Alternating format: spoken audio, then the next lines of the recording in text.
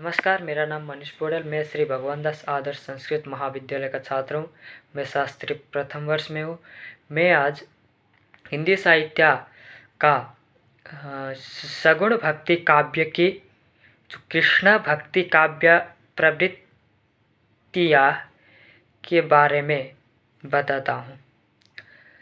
प्रथम है राधा कृष्ण की लीलाओं का वर्णन। कृष्ण भक्ति कवियों ने अपने काव्य में राधा कृष्ण की लीलाओं का वर्णन विशेष रूप से किया है। श्री कृष्ण के बाल रूप व प्रेम लीला के मधुर चित्रण कृष्ण भक्ति कवियों ने अपनी रचनाओं में बखूबी किया है। द्वितीय है सख्य भाव की भक्ति। इस धारा की भी एक विशेष प्रवृत्तियाँ है कि इसकी भक्ति में सख्य एवं कांत भाव की प्रधानता है। सख्य भाव की प्रधानता के कारण ही इस धारा के भक्ति कवियों ने श्री कृष्ण को अपना मित्र माना है तथा इसी भाव से उनकी उपासना की है। एक मित्र की तरह कृष्ण भक्त कवियों ने उन्हें विविध प्रकार के उपालंब दिए हैं। इसके साथ ही इस काव्यधारा के काव्य में दास्य भाव की भक्ति के दर्शन भी होते हैं। 3 में है वात्सल्य रस का चित्रण। कृष्ण काव्य में वात्सल्य रस का अनुपम चित्रण हुआ है। बाल कृष्ण की चेष्टाओं का शोभ और सजीव चित्र जैसे इन कवियों ने किया है वैसा अन्यत्र नहीं मिलता। प्रकृति चित्रण। कृष्ण काव्य में भाव की प्रधानता होने के कारण प्रकृति चित्रण अधिक हुआ है।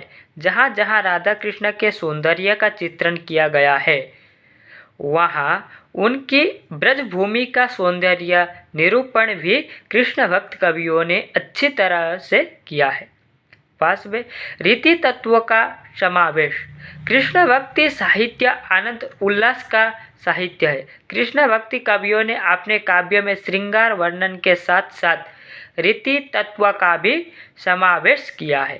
काव्य में अलंकार निरूपण एवं नायिका भेद का सौंदर्य चित्रण भी प्रस्तुत किया गया है। सूरदास ने नंददास जैसे महान कवियों ने अपने काव्य में रीति तत्व का समावेश बखूबी किया है।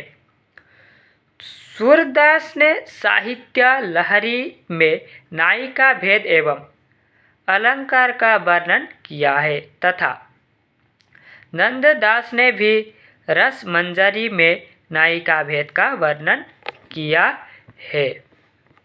6वां आता है संगीतात्मकता। कृष्ण काव्य संगीतात्मक है। संगीत की रंग रंगियों का प्रयोग प्राय सभी कवियों ने किया है। आज भी संगीत के क्षेत्र में उन पदों का महत्व है। सूर, मीरा, हित, हरिवंश, हरिदास आदि कवियों के पदों में संगीत की छठी है। ब्रज भाषा का प्रयोग। कृष्ण भक्त काव्य की भाषा ब्रज है। समस्त कृष्ण भक्ति काव्य में ब्रज भाषा का रूप देखने को मिलता है। ये कवि भाषा की दृष्टि से अत्यंत सशक्त माने जाते हैं। सूरदास ने अपने काव्य में ब्रज भाषा का प्रयोग किया है। उनकी भाषा माधुर्य, सर्मसता, कोमलता आदि गुणों के कारण व्यापक काव्य भाषा के रूप में प्रतिष्ठित हो चुकी थी। अलंकार और छंद योजना। सूरदास, मीरा, नंददास, रसखान आदि कृष्ण भक्त कवियों में अलंकारों की मनोहारी प्रवृत्ति दिखाई देती है। इनके काव्य में उपमा, रूपक, उत्प्रेक्षा, विभावना असंगति आदि अलंकारों की शोभा देखने को मिलती है। सूरदास द्वारा रचित सुर सागर में भक्ति रस में पूर्ण पदों की प्रधानता है।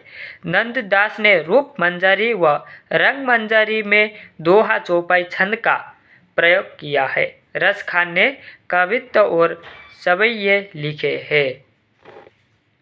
आज के लिए इतना ही।